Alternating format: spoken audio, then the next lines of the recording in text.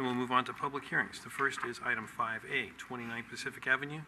This is a request for a use permit to allow an addition which increases the gross floor area ratio of an existing home by greater than 50% per sections 12-230B1 of the San Bruno Municipal Code. Matt, please. Thank you and good evening. As stated, the applicant has applied for a use permit to expand the existing single-family dwelling located at 29 Pacific Avenue. The site is located on the south side of Pacific Avenue. It's currently developed with a one-story single-family dwelling. There's a total of 800 square feet of living area with a one-car garage. The applicant is proposing a one-story addition to the rear of the existing home. The addition would amount to 618 square feet and will contain one new bedroom, one new bathroom, and a new kitchen. An L-shaped deck is also proposed. The addition will result in 1,418 square feet of living area and a one-car garage. The Architectural Review Committee did review this project and forwarded it on to the Planning Commission with a favorable recommendation. As stated, the project requires a use permit as the addition results in a 50% expansion. I would like to point out that the proposal meets all other development standards of the zoning district. It meets the FAR, lot coverage, setback, height requirements, and parking requirements. Staff does find that the proposal is consistent with the residential design guidelines. The addition is located to the rear of the existing single-family home. It uses a pretty much a simple building form, which is common throughout the neighborhood. The addition will match the existing wood shingle finish and will incorporate matching wood window trim. Overall, staff supports the proposed design.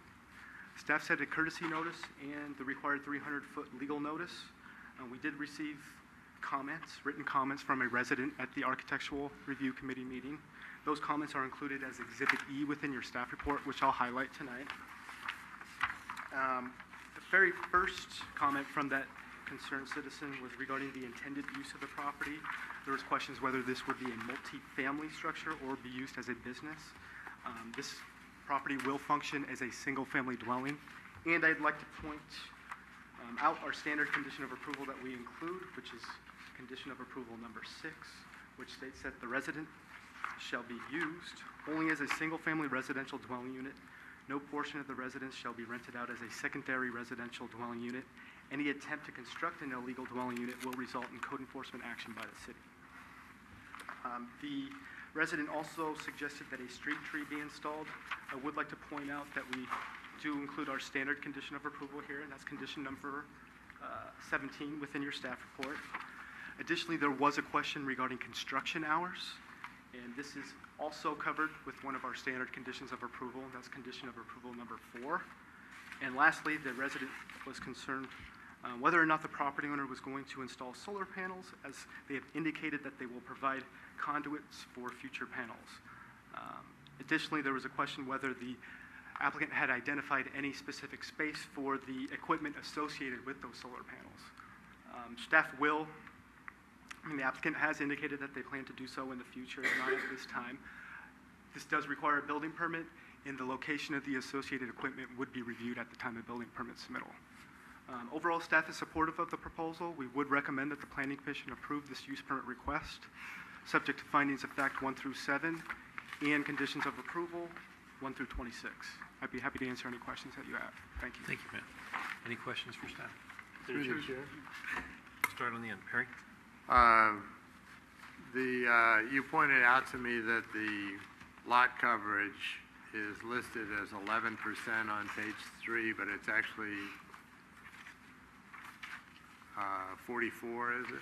Correct. Yeah, in that very first chart, if you turn to page 3 within your staff report, zoning requirements. So based on a 5,000 square foot lot, the lot coverage threshold would be 44%, which is 2,200 square feet. So that's an oversight within the staff report. Thank you.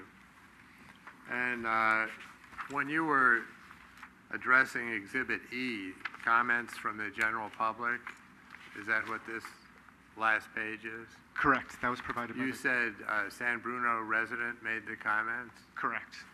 How did you figure that out? I don't see the name or the address or anything. It was not included within the written comments provided to staff. The person did represent themselves as a San Bruno resident, though, when dropping off these comments at the Architectural Review. Oh, okay. I thought I missed it. Thank you very much. You're welcome. Mary, did you have a comment? Switch? Through the chair. Matt, if I can direct your attention to page 7, the conditions of approval number 10. The FAA notification and approval is required prior to the issuance of the building permit. Could you go over the process and what timelines can be anticipated? For this type of application, well, I guess it's important to start at the beginning. The San Francisco Airport recently adopted a new comprehensive land use plan. Within this document, there's language regarding FAA review, notification, and review. If you meet specific criteria, which the majority of properties in San Bruno do, there is this notification process. We have checked in with other cities, and for a single-family home addition of this sort, the FAA review process typically takes anywhere between 30 and 45 days, and this would be required prior to building permit issuance.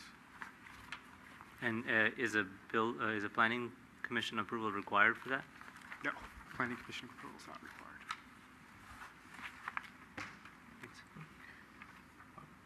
I was just going to ask what Exhibit E was, but I think that was, because I didn't know if it was an information letter or a letter from the public. Joe? No, I don't have any questions for. Oh, okay, good. All right, thank you, Matt. Is the applicant here? Yes, would you step to the podium, give us your name, and tell us a little about your project? Please. Through the chair. Yes, Joe.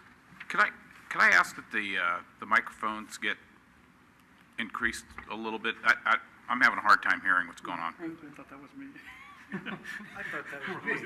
I was getting nervous.